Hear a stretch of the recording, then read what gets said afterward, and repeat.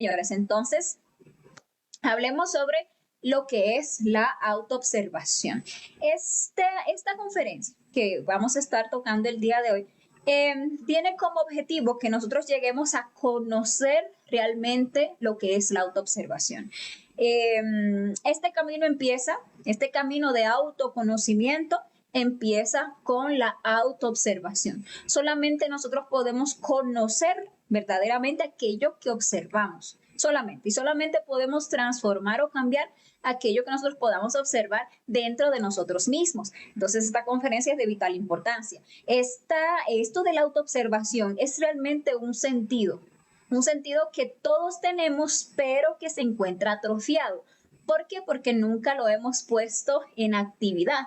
Entonces, hoy vamos a ver cómo vamos a desarrollar. Primero a conocer y luego a desarrollar, empezar a desarrollar ese sentido que nos va a permitir lograr esa transformación radical en nosotros, en nuestra psicología y por ende, obviamente, en nuestra vida. Porque si cambiamos adentro, todo a nuestro alrededor empieza a cambiar, porque nosotros atraemos las cosas de nuestra vida por ley de afinidad, por eso que tenemos dentro, que desconocemos porque nunca lo hemos observado y bueno, por esa razón somos así como víctimas de las circunstancias, porque no sabemos que tenemos el poder de transformar nuestra vida transformando nuestro interior y el inicio pues empieza con la autoobservación.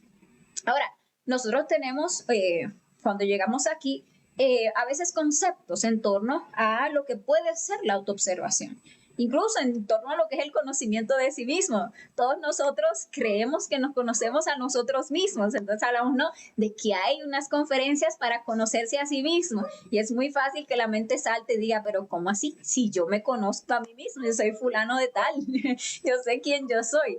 Y la verdad es que no, ni siquiera nos conocemos a nosotros mismos, mucho menos nos hemos autoobservado verdaderamente, porque ese tercer ojo, ese sentido de la autoobservación se encuentra atrofiado. Estamos acostumbrados a usar los 5 sentidos del cuerpo físico, estos sentidos externos y observamos hacia el exterior y el enfoque siempre es hacia afuera. Pero mientras nunca hayamos hecho ese esfuerzo para observar ese mundo interior que tenemos adentro y todo eso que habita dentro de nosotros, entonces es como que ese tercer ojo estuviera sellado.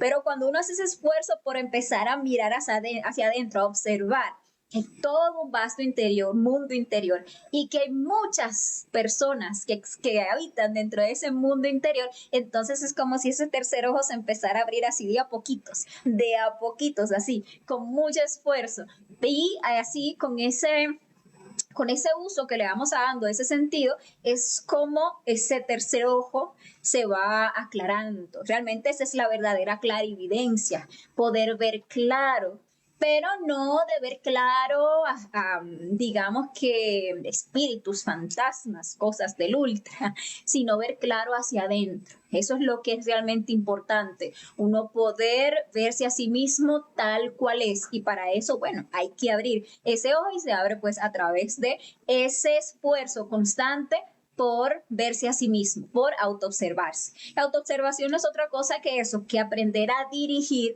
la atención hacia nuestro interior. Y eso es lo fundamental, ya que la única forma de que podamos lograr cambios radicales y cambios trascendentales en nuestra psicología y, como les decía, por ende en nuestra vida, es que empecemos a observar qué es lo que hay allá adentro. Y cuando uno empieza a observar qué es lo que hay adentro, uno se sorprende del autoengaño en el que uno ha vivido sobre sí mismo todo el tiempo. Estamos llenos de orgullo, estamos llenos de amor propio, estamos llenos de autosimpatía, estamos incluso llenos de muchísimos condicionamientos sociales, muchísimos conceptos que hemos asimilado de nuestra familia, de la escuela, de la religión, conceptos de moral. Muchas veces nos dicen cómo debemos ser, lo que nosotros debemos ser. Y ahí nos andamos esforzando por dar una fachada, por dar una apariencia de que somos eso, de que somos personas buenas, honorables, pulcras, bien intencionadas, etcétera. Y lo peor de todo eso, de toda esa máscara, que como vimos en la conferencia el jueves pasado, no es más que una personalidad, terminamos creyéndonos que sí, que es así, que eso es lo que nosotros somos. Y desconocemos la realidad interior, desconocemos todo eso que habita dentro de nosotros mismos, que se manifiesta de instante en instante a través de nuestra parte emocional, que es todo un vasto mundo en ese universo interior, que se manifiesta a través de esa parte mental, que es también otro vasto mundo en nuestro interior, donde habitan todos esos pensamientos, y de lo que pasa a nivel instintivo, a nivel sexual, a nivel motriz dentro de nosotros, esos deseos que se manifiestan de instante en instante. Nunca los observamos, por esa razón no nos conocemos a nosotros mismos. Sin embargo, creemos conocernos y creemos conocerlo todo. Y sin embargo, hay que aprender a ir más allá del conocer, porque conocer y observar no son la misma cosa, son diferentes, muy diferentes. No puede conocer o decir conocer cualquier cosa desde nuestra propia casa, hasta el país en el que vivimos, incluso podemos conocer el estado en que nos encontramos ahora mismo. Por ejemplo, yo ahora mismo conozco que me encuentro sentada en una silla. Sin embargo, eso no significa que yo esté observando esa silla. Yo puedo decir que conozco mi casa, pero eso no quiere decir que yo realmente haya observado, o siquiera esté observando mi casa, el lugar donde yo vivo. Usualmente uno, incluso en ese momento en el que uno ya piensa que conoce algo, uno cesa de observar y entra en ese estado de pasividad, porque el conocer es pasivo. Yo digo que conozco algo y ya, eso es pasivo. Y no, como que no profundizo en eso, ya no lo observo más, ¿verdad que no? Cuando éramos pequeñitos, que no conocíamos nada, que no teníamos esa sabiondez de que ya yo lo sé todo, de que ya lo conozco todo, nosotros éramos observadores activos. Cuando éramos pequeños estábamos despiertos. Un niño pequeño es un niño despierto. Todavía no se ha dormido. Lo vimos incluso en la conferencia del jueves, que por eso esa conferencia precede esta. Porque conocer esa diferencia entre la esencia, el ego y la personalidad nos abre un mundo de comprensiones para llegar a asimilar lo que es la observación de sí mismo. Entonces el niño pequeño está despierto, no está todavía lleno de conceptos de la personalidad, todavía no está encasillado en todos esos conocimientos, conozco esto, conozco aquello, conozco lo otro, sino que está ahí activamente asimilando, absorbiendo todo. Está en una casa y la está observando plenamente. Está en un lugar y lo está observando plenamente. Todo lo absorbe y todo lo observa así activamente. Ustedes ven que le dan al niño pequeño un juguete de estos mecánicos. ¿Y qué hace el niño pequeño? Lo destroza, lo abre, quiere ver cómo es que eso funciona, quiere ver cuáles son todos los mecanismos que hace que esas rueditas corran solas. El niño quiere observar. Sin embargo, el adulto se enoja con el niño pequeño, no le tiene paciencia, dice: este niño es un tonto, mira cómo rompió ese juguete tan caro que yo le di. Y sin embargo el niño está despierto. Los tontos somos nosotros, que nos asimilamos a la idea de que simplemente ya yo conozco eso, eso que pasó por ahí, eso es una mariposa, sí, eso que pasó por ahí es tal cosa, y no la vemos, ya no lo observamos. El niño sí, el niño con sorpresa observa esas alitas, observa esos colores, observa esas líneas, observa todo, y por eso digamos que está vivo, está despierto. Pero nosotros, cuando formamos esa personalidad, caemos en esa forma pasiva de creer que todo lo conocemos y ya dejamos de observar incluso hacia afuera. Y lo peor de todo es que lo mismo hacemos con nosotros mismos.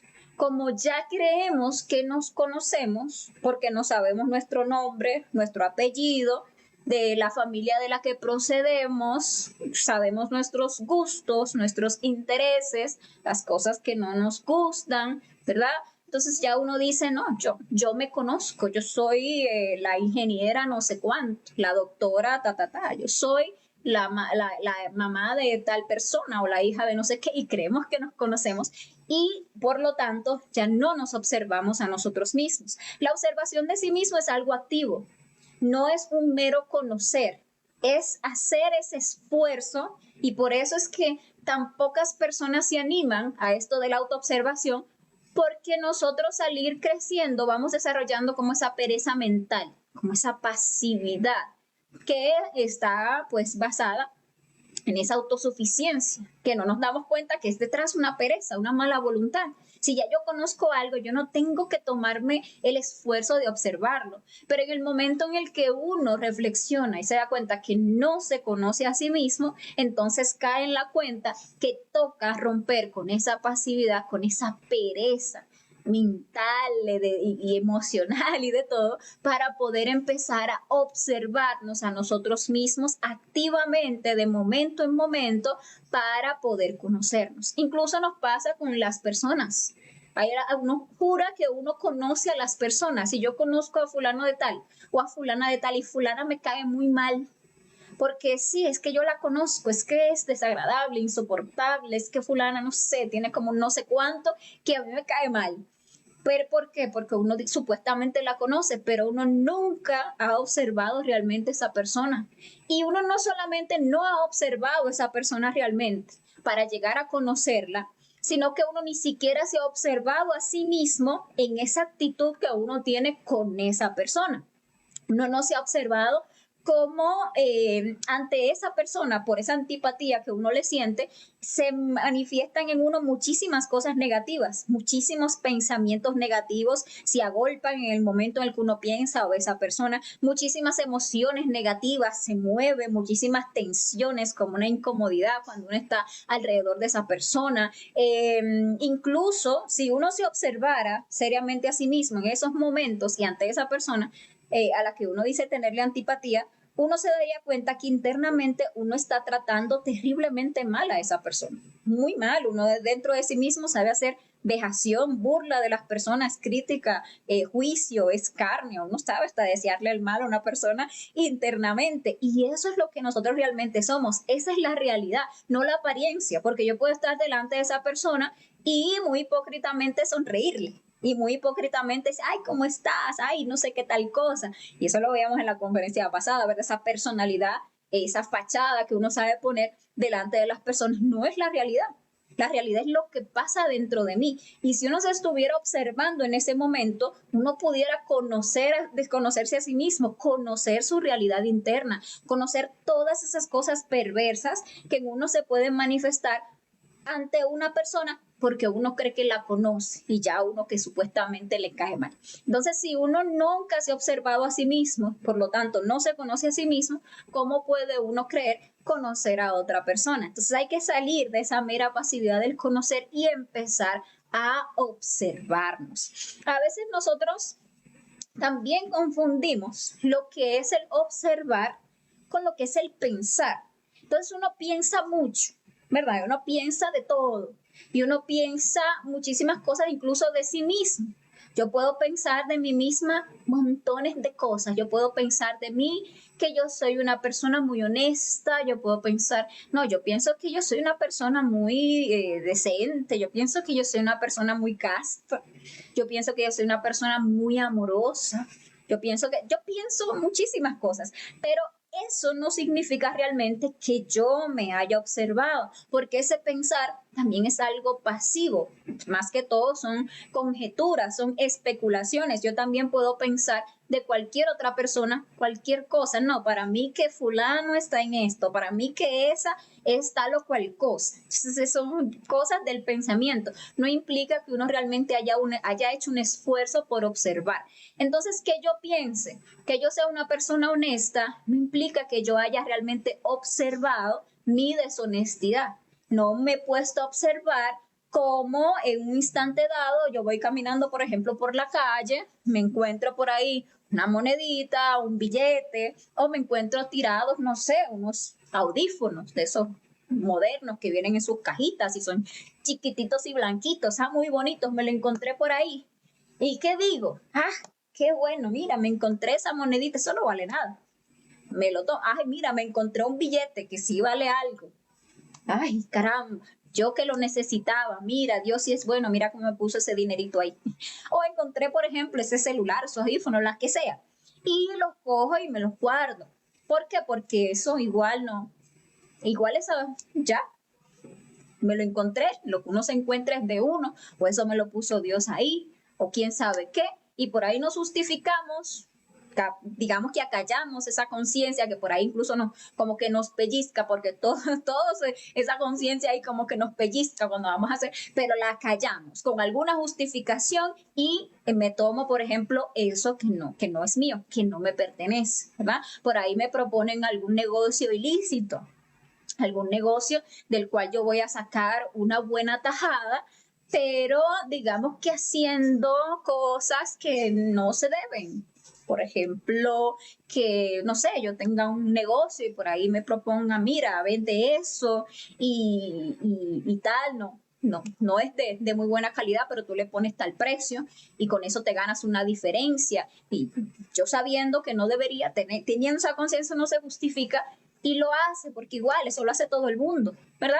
Y entonces, ¿no? Y la competencia y la cosa, y nos justificamos y terminamos haciendo aquello que no deberíamos hacer. Pero como estamos justificados, como todo lo que uno hace está bien, entonces uno no observa que ahí está su yo deshonesto. Y yo puedo seguir pensando de mí que yo soy la persona más honesta del mundo, mas nunca me he puesto a observar mi propia deshonestidad en sus diferentes detalles. Y así sucesivamente nos pasa todo el tiempo. Hay que salir de esos conceptos que uno tiene incluso de sí mismo, de esas ideas que uno se ha hecho de sí mismo y empezar a observarse a uno realmente, tal cual uno es. Porque la autoobservación es eso, es llegar a ver esos distintos yo, esos distintos efectos psicológicos que nosotros tenemos en acción, tal cual se manifiestan en nuestra vida y tal cual se han manifestado, porque uno los lleva a la meditación.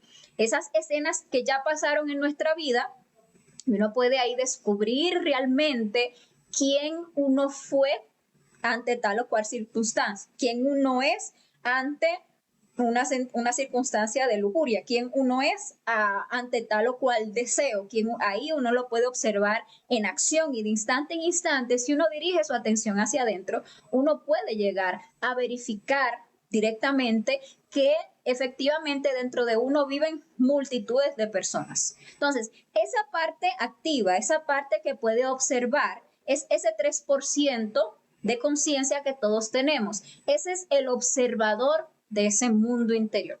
Y aquello que es lo observado es ese 97% de esencia que se encuentra ahora mismo atrapada entre toda esa multitud de formas negativas de ser que llevamos adentro, de todos esos yoes. Entonces, uno necesita dirigir intencionalmente esa atención hacia adentro para poder descubrir todos esos deseos, todas esas emociones, todo lo que se manifiesta, por ejemplo, en un momento de tristeza, que se manifieste en mí, quiénes se manifiestan dentro de mí, quiénes en esos momentos toman mi parte mental y hablan y me sugieren y me traen tales ideas y me meten en tales dramas en un momento, por ejemplo, de preocupación o de angustia, ¿verdad? ¿Quiénes son esos que se manifiestan dentro de mí cuando estoy así como que perezosa? ¿Quiénes son esos que se manifiestan dentro de mí en ese mundo interior cuando yo estoy movida por un estado de lujuria? O cuando estoy movida por un estado de envidia, o cuando estoy movida por un estado de autoimportancia,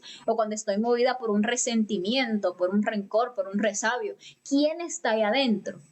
Solamente poniendo en actividad, entrando en actividad ese 3%, puede uno llegar a observar dentro de sí todos esos yoes. Y lo interesante de observarlos es que cada uno tiene una esencia atrapada.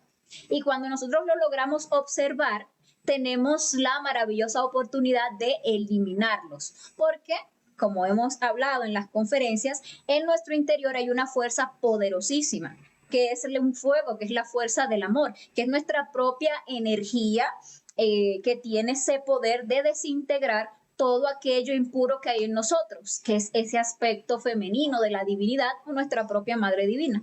Entonces uno tiene esa madrecita dentro a la cual uno le puede apelar de instante en instante, madre mía, elimíname ese defecto, elimíname ese sentimiento, elimíname esa forma negativa de pensar, esa forma negativa de sentir, elimíname este deseo, elimíname esta ansiedad, madre mía, elimíname esta angustia, elimíname esta preocupación, elimíname lo que sea que se esté manifestando en nosotros. Si nosotros lo logramos observar, Si al momento de observarlo no juzgamos eso que se está manifestando en nosotros y llegamos a comprender que es un defecto, ya tenemos todo lo que necesitábamos para erradicar eso de nuestro interior. Entonces le pedimos a nuestra Madre Divina que lo elimine.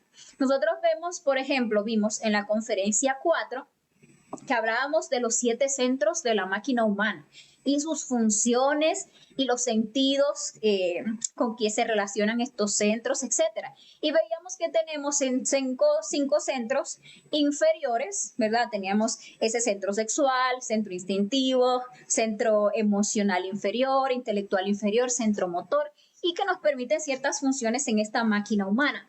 Pero veíamos también que nosotros tenemos 2 centros superiores que no están caídos, que trabajan equilibradamente, que son realmente los centros que nos pueden permitir a nosotros levantarnos del estado caído en el que nos encontramos, porque son los que nos van a permitir a nosotros observar y comprender todas esas formas erradas dentro de nosotros, que son los que nos tienen en este estado caído, en este estado degenerado, en esta ignorancia en la cual nosotros vivimos. Entonces justamente aquí está el centro emocional superior, donde está ese sentido del que estamos hablando hoy, el sentido de la autoobservación. Aquí también en este punto se encuentra la balanza de la justicia, porque solamente cuando nosotros podemos observarnos a nosotros mismos, podemos hacer justicia en nuestro interior.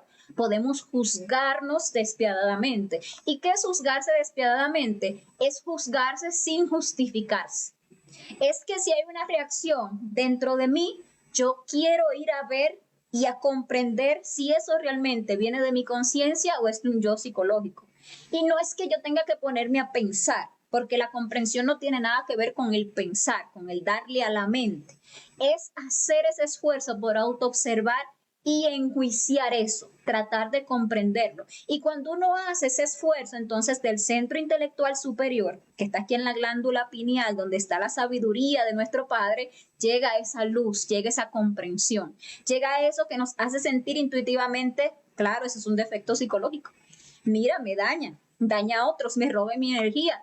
Mira cómo me está incluso asociado con esta otra forma de ser. Mira cuáles son sus intenciones detrás. Todo eso en un instante lo comprende uno.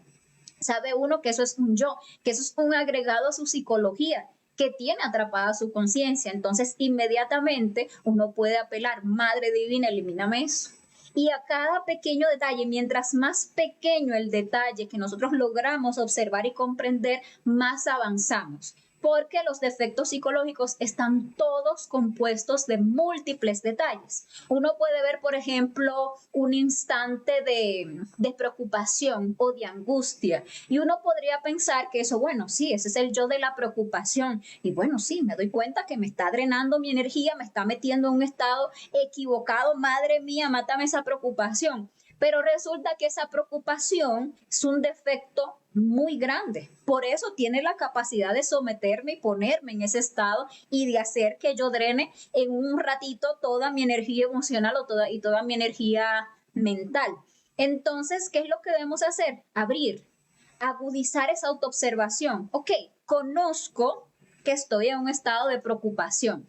Ahora vamos a observar esa preocupación, cómo se está moviendo dentro de mí, cómo me manipula para que yo reaccione de tal o cual manera, cómo me agarra emocionalmente, todos los detalles que a nivel emocional se están manifestando. Y observa uno esa angustia, y observa uno ese desagrado, y observa uno en la mente cómo ese yo, por un lado hay un detallito que proyecta escenarios catastróficos que son lo que se imagina que van a pasar, y entonces otro yo que por ahí me dice que haga esto, y el otro me dice que haga lo otro, y el otro que reclama tal o cual cosa, y el otro que se queja de esto, y ahí a nivel instintivo siente uno así la ansiedad, cómo ese yo le genera a uno a nivel del cuerpo muchísimas tensiones, ¿verdad? Cómo siente uno así como si fuera un sinsabor, como un desazón, como un desespero a nivel instintivo, a nivel del cuerpo ve uno muchísimas tensiones, a nivel de emocional siente uno así como se le ve el ánimo, como siente uno como que se le va la vida, como que... Y todo eso está pasando dentro de uno en un instante de preocupación. O sea, que esa preocupación no es solo una preocupación, son un montón de detalles que forman a ese yo de la preocupación.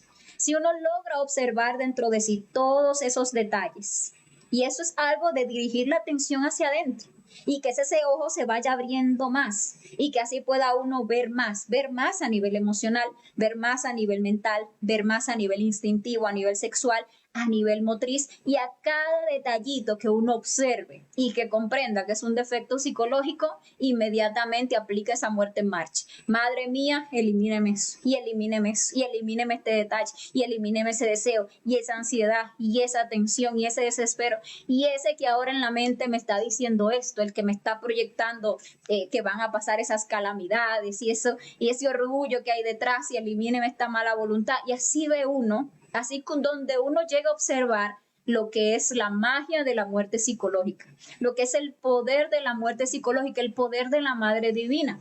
Porque aquí podemos hablar y sí suena muy bonito. Ay, sí, qué lindo sería uno quitarse toda esa angustia, esos yoes depresivos. Qué bueno sería yo poder quitarme este vicio que me somete a todo el tiempo a hacer lo mismo. Qué bonito sería, pero qué feo que se quede solo en teoría, que se quede solo en un ay, qué bonito sería, cuando tenemos las herramientas, pero hay que saber aplicarlas. Tenemos que saber autoobservarnos, porque definitivamente existe una autoobservación mecánica. Existe una observación mecánica del mundo exterior en el que uno cree que uno no está observando, sino simplemente viendo pasivamente, sin prestar atención. Asimismo, hay una observación mecánica de sí mismo, en la que uno cree que se está observando, pero lo está haciendo pasivamente, muy someramente, muy superficialmente.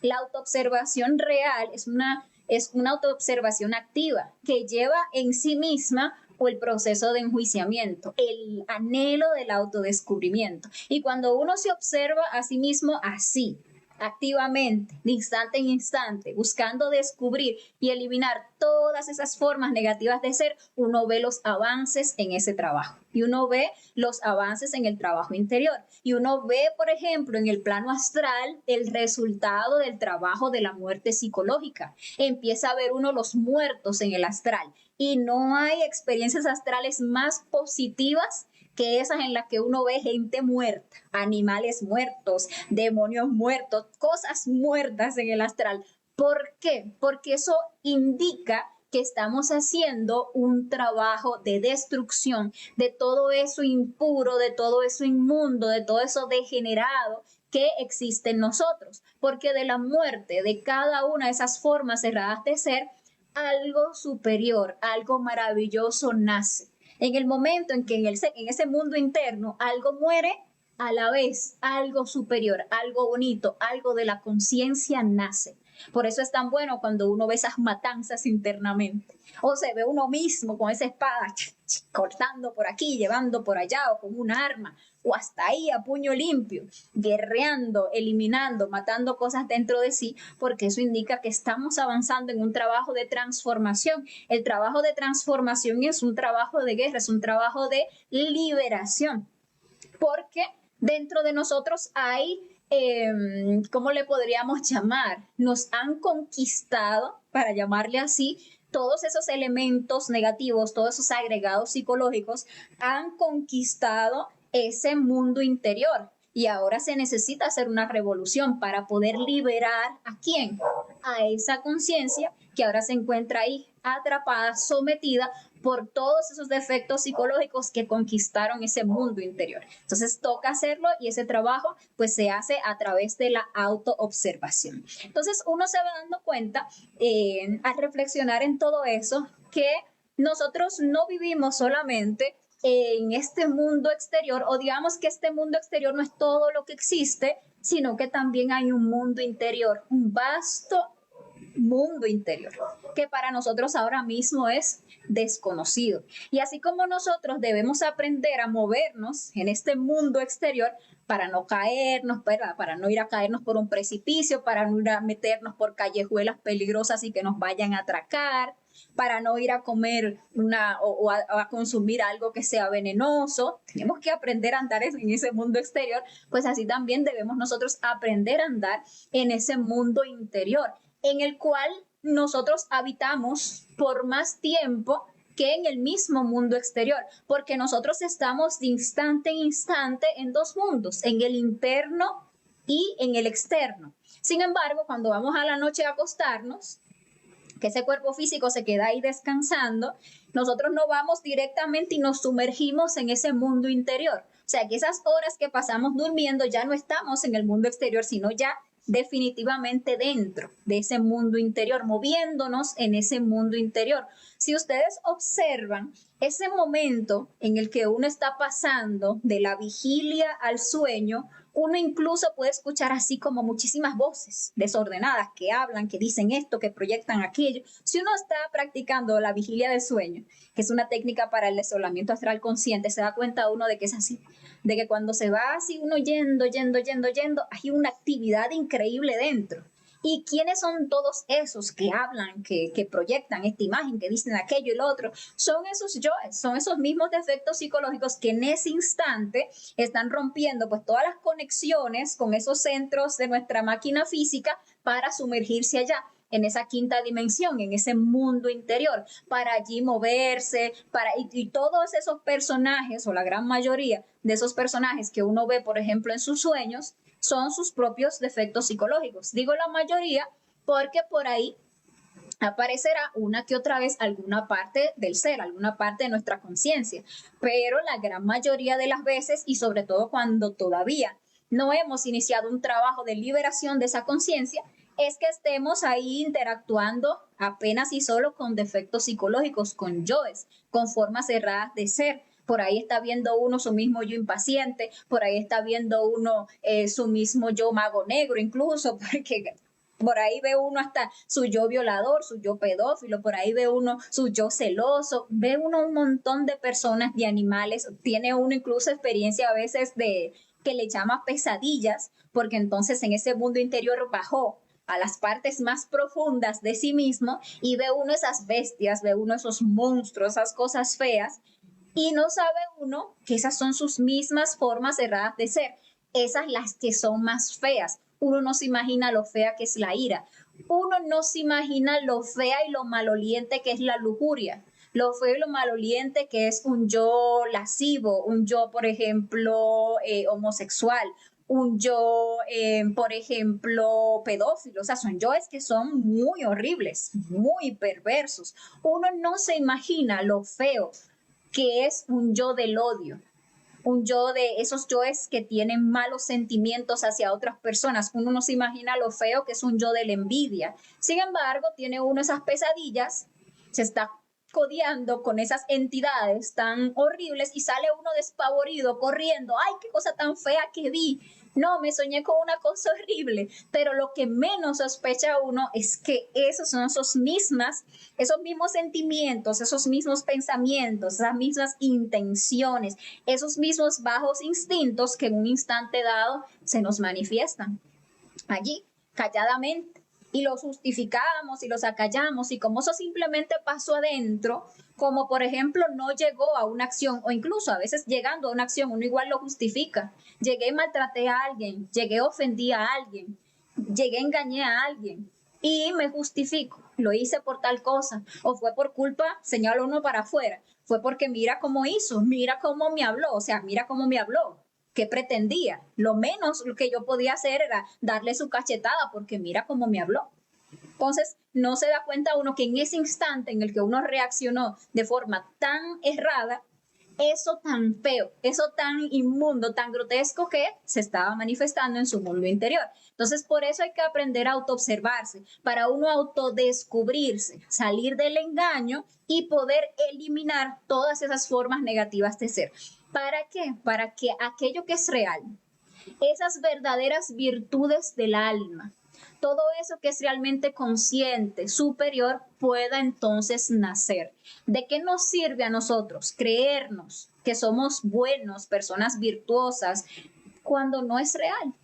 Cuando todo eso es falso, cuando es solamente fachada. Qué bonito es cuando entonces uno se pone a morir y entonces cosas reales y positivas empiezan a surgir en uno, que nace entonces un verdadero altruismo, que nace entonces, va matando uno, por ejemplo, la envidia, y va naciendo esa virtud tan bonita de uno alegrarse honesta y sinceramente por el bien ajeno. Qué bonito que se ponga uno a trabajar la ira y que entonces empiece a nacer la verdadera virtud de la paciencia, la verdadera virtud de la tolerancia, de la templanza. Qué bonito que se pusiera uno a matar todos sus yoes tiranos, todos sus yoes apegados, todos sus yoes lujuriosos y que pudiera ir naciendo en uno lo que es el verdadero amor, algo tan superior y tan sublime como lo que es el amor. Que se pusiera uno a matar todos esos yoes de la angustia, de la preocupación, de la ansiedad, de la codicia, etcétera, etcétera, y pueda surgir en uno la verdadera paz, la verdadera felicidad, la verdadera caridad, ¿verdad? Esas cosas que son de tipo superior, que son perennes, que son eternas, que son reales. Pero para eso tenemos que hacer ese trabajo de empezar a descubrir ese mundo interior. Este mundo exterior nosotros lo observamos pues a través de los sentidos físicos. Lo percibimos a través de la vista, podemos ver las cosas en este mundo exterior. A través del olfato podemos conocer a qué huele este mundo exterior, a través del gusto incluso podemos palpar sus sabores, a través del oído podemos conocer lo que hay en este mundo exterior aquí a través. Aquí, por ejemplo, ahora en este mundo exterior está lloviendo. Yo puedo escuchar el sonido de la lluvia, ¿verdad? Y lo puedo percibir. Toco y sé que aquí está en una temperatura fría. Ya, y puedo decir que estoy observando este mundo exterior con estos sentidos físicos. Pero el único sentido que nos puede servir para observar ese mundo interior es ese tercer ojo, ese sentido de la autoobservación. Por eso es que, digamos que para cuando se está empezando en este conocimiento, se nos dificulta tanto similar eso de lo que es conocerse a sí mismo, eso de lo que es la muerte psicológica, porque de entrada tenemos que empezar a desarrollar un sentido que lo tenemos atrofiado. Necesario no solamente estar mirando hacia afuera, porque miramos hacia afuera y nos quedamos fascinados con esta tridimensionalidad y creemos que esto es real. Y le decimos incluso la vida real, que me resulta tan gracioso, la vida es real y esto es lo que hay.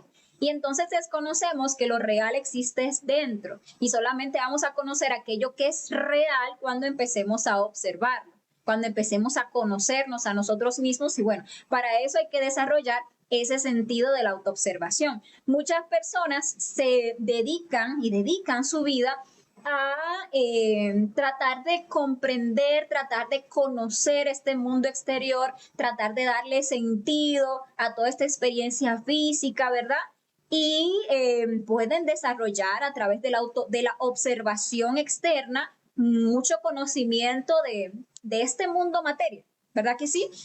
Por ejemplo, vemos la ciencia oficial que en su lado práctico se dedica a la observación de los fenómenos externos, porque sabemos que la ciencia oficial tiene como ese lado también teórico, donde sacan hipótesis, donde sacan ahí premisas, donde sacan ahí teorías del mundo, de las cosas, pero hay un lado de esa ciencia oficial que es práctico, que se dedica a observar los fenómenos, a observar los átomos, a observar las moléculas, a observar a nivel macro los soles, las galaxias, las estrellas y usan pues todas estas maquinarias para tratar de observar cada vez más nítidamente lo más pequeñito de este mundo físico y lo más grande de este mundo físico. Sin embargo, una persona se puede pasar su vida ahí enfrascado en la observación externa sin que ello implique que realice cambio ninguno dentro de sí mismo.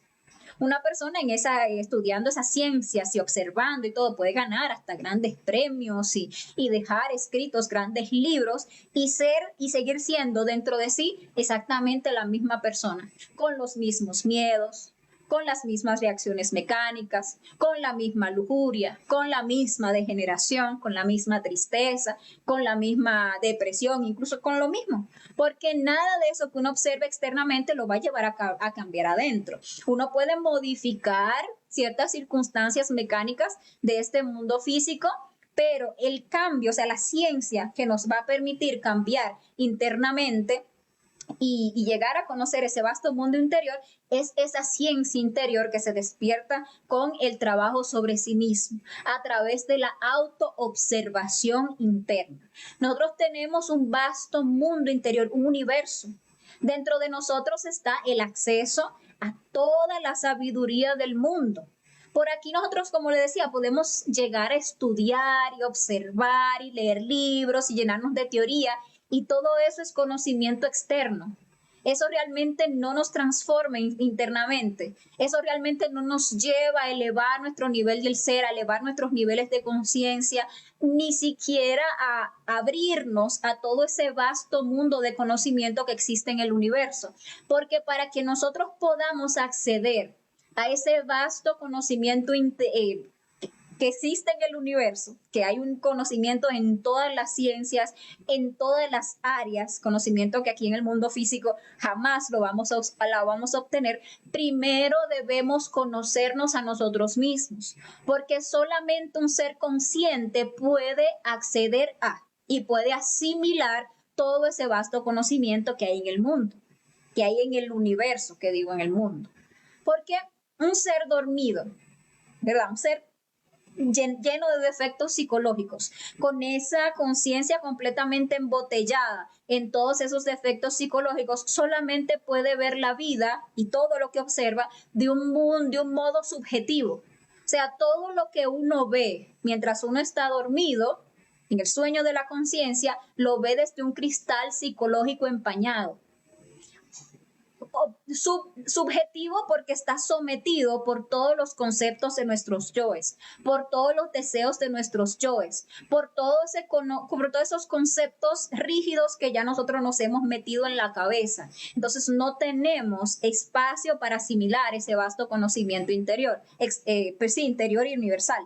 Por eso decían los griegos, y está por ahí escrito en el templo de Apolo, en Grecia, y decían, hombre, conócete a ti mismo y conocerás al universo y a los dioses.